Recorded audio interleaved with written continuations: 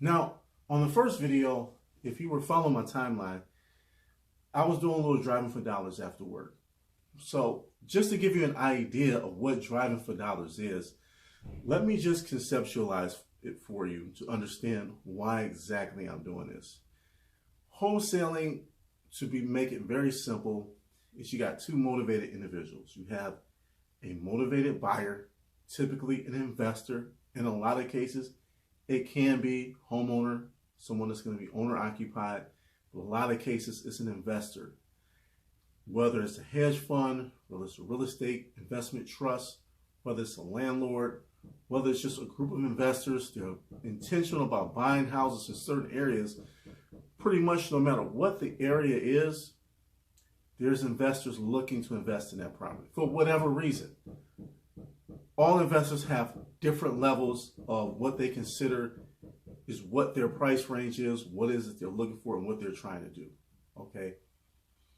Now you got motivated buyers. So what are they looking for? What motivates them? What's going to motivate an investor is basically a house or investment property they can get on the low. And when I say on the low, it's below market value. Okay. Which leads me to the motivated seller. Now, why would someone sell their house below the market value? Okay, well, here's some of the situations. And this is like 5% of the real estate market, because most people, when it's selling a property, they go to a broker and they put it on what's called the multi-listing service, or the MLS. And they list the house to the open public. People come, the realtor shows them around, they make an offer.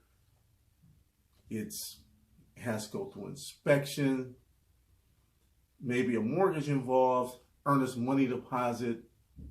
It's like a 30 to 45 day process. But the thing is, with wholesaling, it's a lot more faster process. Oftentimes it can happen in 7 to 10 business days. Okay, so how does this happen? And who are these motivated people? These motivated people are individuals that owe taxes. Okay, they've got behind in their taxes. Okay, they get to the point where the city or the county is going to come and seize the property. All right, so they got nothing to lose. Okay, so they're looking to somehow maybe benefit and get some money, recruit some type of money off them losing the house. I.e., maybe they owe $15,000. Okay, they might be able to get $25,000 from that house. All right, which is below the market value, only because they're in a desperate situation. So they get $25,000, they pay the $15,000 off on the taxes and the close, so they walk away with 10 grand. So instead of just losing the house altogether, and you got to move anyway, why not have extra 10 grand?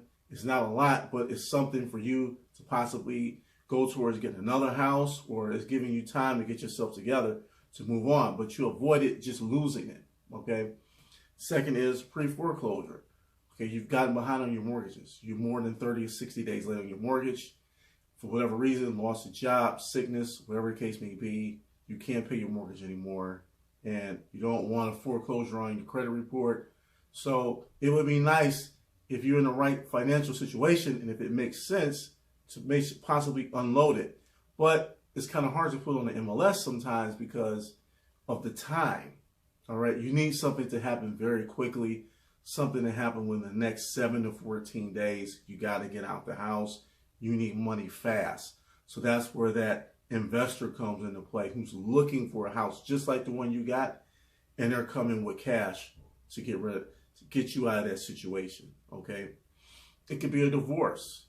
It could be probate. Possibly, unfortunately, you had a loss in the family. Someone passed away. Maybe your uncle, your grandmother, your grandfather, a parent, a spouse, they had properties. Once they passed them along, maybe you had a grandfather, he had 10 houses, and he gave a house to each of his grandkids. So you're one of those grandkids, you get that house on Apple Street. All right. You might live in Baltimore, Maryland somewhere, but now you've been given this house in Detroit. You really don't want to manage it. You just want to get some cash from it and move on. That's where someone like me comes into play. This is where driving for dollars comes into play. Because what is it that I'm doing? Okay, if you saw in the video, I took out about 30 minutes of my time after I was done working. I was already doing work. I was already doing property preservation work in that area, which happens to be my old neighborhood, the 48205 neighborhood. Zip code is on the east side of Detroit.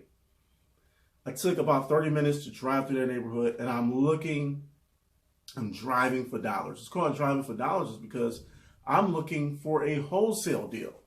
Okay, I'm looking to find distressed properties, which means motivated sellers, because I know doing the research, networking, studying wholesaling, that there are investors looking for properties in that area. And I can see it driving. I saw 2-3 construction crews working on new houses for them to rent out. So I know it's not owner occupied, it's investors, you know.